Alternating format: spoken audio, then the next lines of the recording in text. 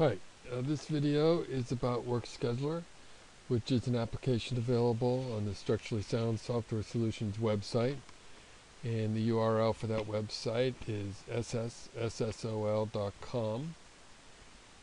And I wanted to demonstrate this with a local version of the website so that I can demonstrate that both the Windows and the web version of WorkScheduler can access the same database.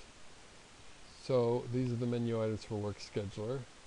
WorkScheduler is a program that schedules a company of employees or department of employees or any group of employees to for jobs at customer sites that are offsite of the company. And so the jobs would be performed at the customer sites. And those jobs can last either a short period of time or an extended period of time. And the result is that the employees would have schedules. And the sites would also have schedules as to what employees were coming to those sites over a period of time. And as I said, the employees would have their schedules as to where they were supposed to be when. So the program maintains these lists here in order to create those schedules. And there are the employees and the customers. And the customers can have one or more sites. And then there are the jobs at the customer sites, and then there are the job assignments of which employees are to do which jobs at which customer sites. And then again, the result would be schedules for the employees and the customer sites. These two, the second and third options here, lists here, are optional, and there can be teams of employees. And employees can be members of one or more teams, and that would result in a membership list for the employees. Or again, you don't have to use the teams option; it's optional. So, WorkScheduler comes in two different versions, as I mentioned there. A web version and a Windows version. Now, the Windows version also has two different versions. That is, they run the same, except the one is a limited version, and then the other is a release version, which is purchasable. The limited version is limited in the number of employees that it can have in a database, and the number of jobs it can have in a database. But it's free. You can download that right here and see how the program works in the Windows version. To purchase the Windows version or the web version, you can do that on the purchase page. You scroll to the bottom, and here are the options: the Windows version and the web version. And so they both can be used independently. That is, the Windows version can be used by itself, or the web version can be used by itself. If you were to purchase the web version, Structurally Sound would provide a database for you, and that database can be used to store the schedules and the information, and the schedules would display on the internet, and the employees could log in and see their schedules. And the scheduler could log in and create jobs and add employees or change employees, add customers, customer sites, add or remove jobs, and assign employees to those jobs. That would result in the schedules for the sites and the employees. Now, this third option here is completely optional, and that is to get a database on the Structurally Sound website that would be accessible by both the Windows version and the web version. And the reason you might want to do that is because you might want to use the Windows version to create the schedules, and you could do that either directly with the web database, or you could create the schedule on a local database, either in Access or SQL Server, and then upload that list of assignments and all that information to the web database, and then the schedules could be displayed on the web database. So the Windows version, let's go back to the About menu or page here. The Windows version is used solely by the scheduler, and the schedules are created and they can be emailed to the employees and the site contacts and the customer contacts. But the web version is used by two different categories of users, and one is all the employees, and they could use that to view their schedules and to alter their personal information, that is their availability and their phone numbers and their address and the picture.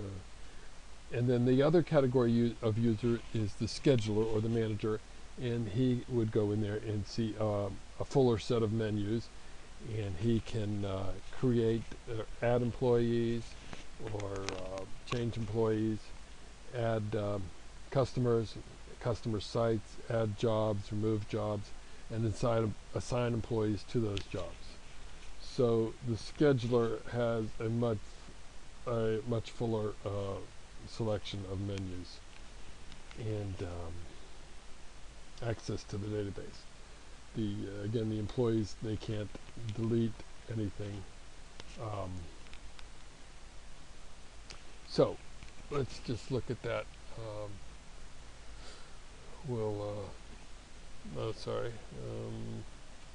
Go to the web version and we'll log in as an employee.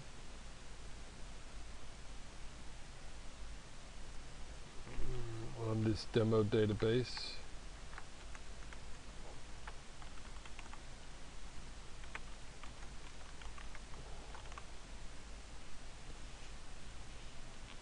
So the first things the employee would see is his schedule in a grid form, and he can click on the assignments, and it takes him to Google Maps, and he can get directions to those assignments. Or he could look at the individual jobs, and he can't change the job, but he can look at it. Or he could display his schedule in a calendar form. This particular schedule scans 3 months, so we see that Don Potter is scheduled for these various jobs. So this is the job, and then this is the assignment.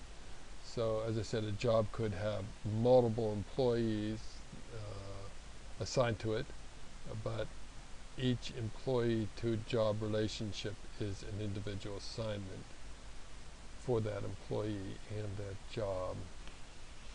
So the employee can change his personal information, his days available, there's a time available. He could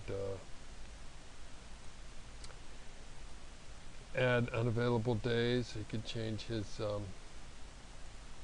earliest time available, and then he can save that information. He can also look at the lists if he's given that privilege by the scheduler. So in this particular case, the employee can look at the employee list, and he can see which people are where, and he could also look at the customer list, and or that is the customer site list, but he could look at the customer list if he was given that privilege. So he can print his schedule or his calendar.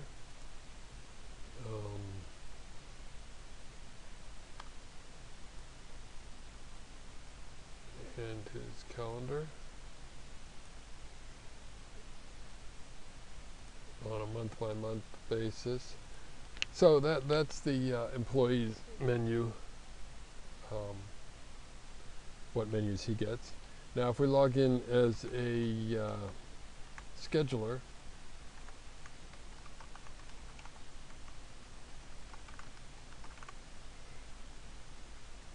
we would see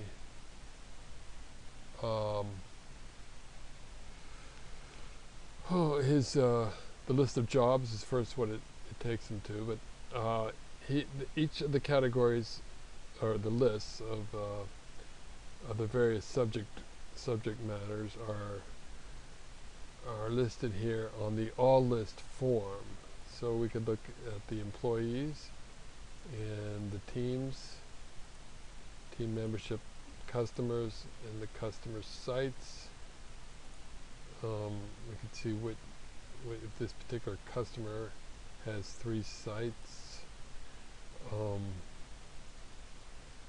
the jobs for that customer or all the jobs, and the assignments. So on this job we see that 3 people are assigned to that job. If we go to that job, we see these 3 people here. So here's where the preferences are set, and it says that employees cannot view the customer list, but they can view the employee list and the customer site list. And if announcements can be made here by the scheduler,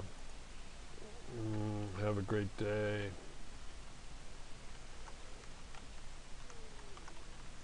For instance, anyway, when the employees would log in, they would then see that announcement first thing.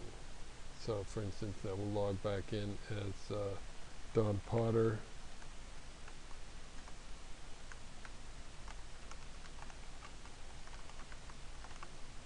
And the first thing he would see is the announcement. And then he could go to his schedule. So that's the web version. Now I want to run the Windows version. Now the Windows version initially opens a example database, which is the Work Scheduler database. That is what would occur on the initial installation. But if the user were to open a different database or create a different database, whatever database they last used would be the database that the Windows version would open. So we see here the same type of thing. Now this is using different databases at this time. This is using an Access database, but it has about the same information that web database had. So we see the same lists here, and we can get the schedules for individuals here, and those schedules can be saved to the computer, or they can be emailed to the employees or the site contacts. And, so what I wanted to demonstrate here was creating a new database. So we'll create an Access database, and new DB, and so the first thing it asks you is for the database preferences. Now we could talk about what type of work is being done. As I said, it's for any type of work that is assigned off-site at the customer sites for any length of time that would result in schedules for both the employees and the sites. And so there are a few general settings here. The pay rates, that is the way the employee is being paid, either a flat rate or an hourly rate or both. and what that flat rate might be, when the job would start, the default duration of the job, whether or not you're going to have teams, and this information is about automatic emails, reminder to the employees before the job starts, any number of days there before the job starts, and when you can also have this the Windows version or the web version send emails to the employees when the assignments are made or changed, if the site were changed or the time was changed. And then this information is in the Windows version, but it is information that would be used by the web version, and that information is the employee's privilege, whether they're an assigner or a regular employee, and what the default password might be for that employee. So we'll say OK here, and so now we created a new database that has no employees, doesn't have anything in it. We could add some employees, so we'll add. Now see, this is the internet privilege here for that particular employee that we're adding, and this last one is the scheduler, and there would most likely be one or maybe two schedulers for a group of employees. And in this program, the scheduler is referred to as either the scheduler or the manager. So we'll add Jim, and we'll add Bob, and we'll add Don, and then we'll skip the teams there. That's an option that can be used or not. So we'll add a customer C1, C2, C3,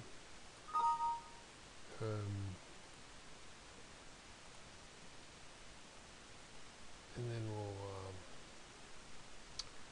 add some sites. Site name will be a C1, customer 1, site 1, and customer 1, site 2,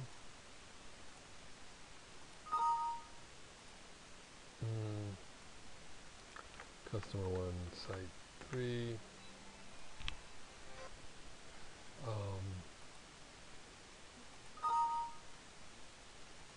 so alright, so we have 3 sites for customer 1.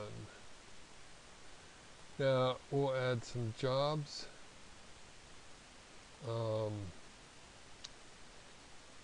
This here would restrict the sites to the customer selected. We see customer 2, we don't have any sites. Okay, so we'll say customer 1, site 1, and we'll select the employees, Don, Jim, and these are the times, no teams, not to notify, so we'll add that. Job title, okay, we got to create a job title, and so that job was created, and then we'll create another job, and we'll make that the next day.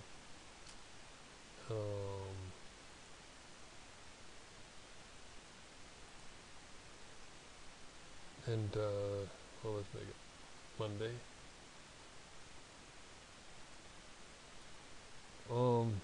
And we'll add all 3 people to that job, and that will be at the second site. We'll create a title for that job, And now we'll go look at the assignments and the assignments. And so now we have the schedules. We could look at Jim's schedule, and he has 2 jobs assigned, so does Don. And Bob's just on the 1 job. If we wanted to look at the site schedule, we could do that here and see who was assigned. And it assigned them their flat rate and their default hours. So if we wanted to look at the individual assignment, we could do that here. So that's a default database. Now I wanted to show that the Windows version can open the web database. So we'll go out there and didn't like that. What's the matter, honey?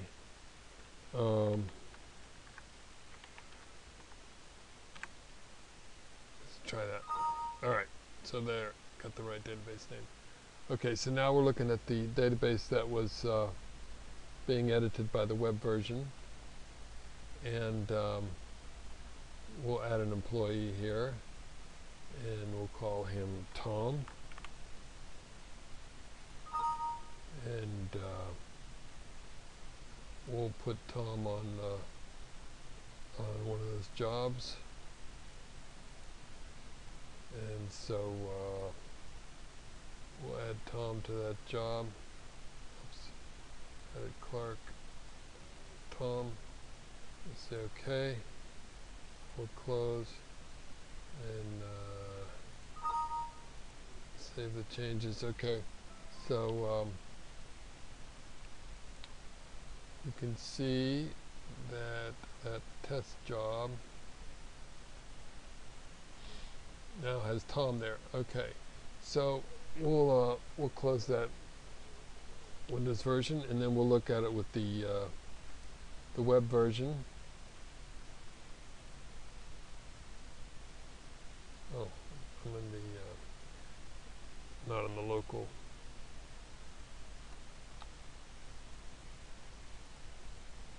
What happened there? Oh, I'm sorry, I gotta start that up again. Okay, so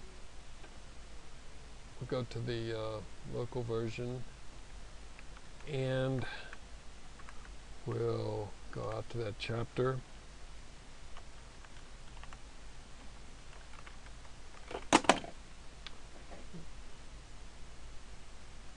And see the schedule there for Tom. There's Tom, and his schedule is assigned to that one particular job, that test job.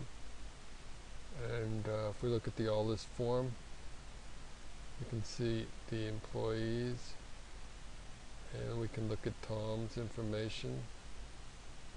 He was added today.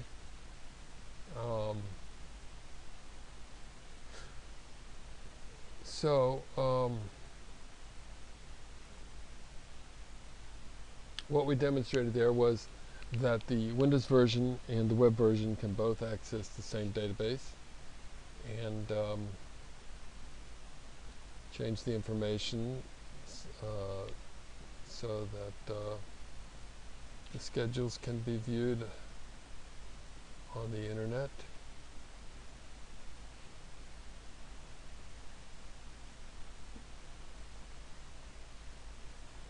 So that's a brief overview of Work Scheduler, and if you have any questions or if you are interested in using it, please contact us at Structurally Sound, and we'll be happy to talk to you about it. And so thanks for listening. Okay, take care.